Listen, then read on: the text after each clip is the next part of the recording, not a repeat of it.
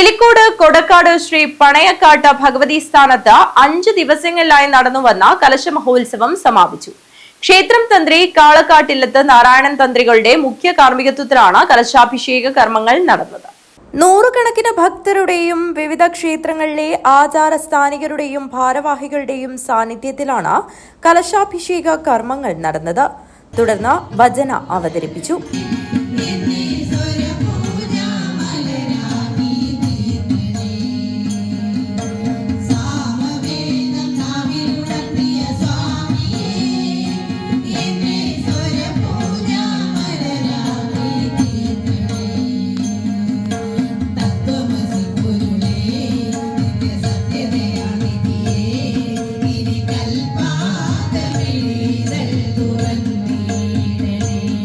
ഉച്ചയ്ക്ക് പണയക്കാട്ട് ഭഗവതി സ്ഥാനത്തെത്തിയവർക്ക് അന്നദാനവും നടന്നു.